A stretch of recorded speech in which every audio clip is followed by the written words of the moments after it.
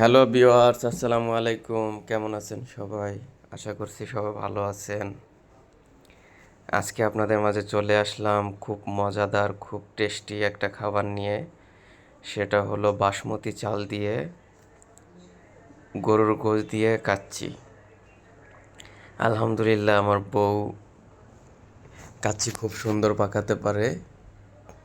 যাই হোক, আজকের কাচ্চিটা সর্বোপরি অনেক মজা হয়েছে,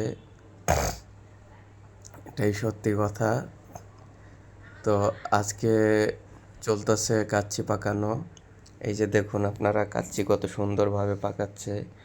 প্রথম গরুর গোশত দিল, এরপরে বাসমতি চাল যেটা সিদ্ধ করে রেখেছে সেটা দিল।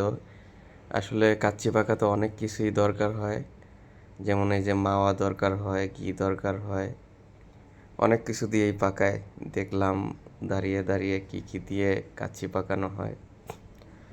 কাচ্চির মধ্যে যা কিছুই আছে মোটামুটি সব কিছুই সুস্বাদু।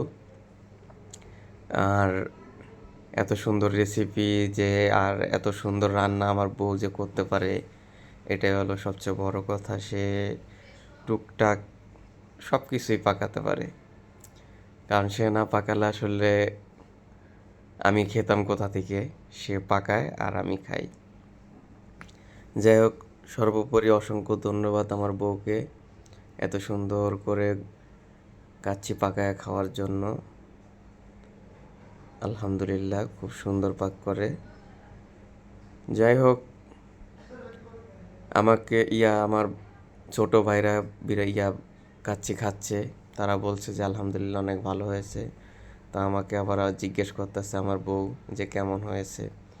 আসলে অসংখ্য ধন্যবাদ, ওনাকে ধন্যবাদ দিলাম যে অনেক মজা হয়েছে।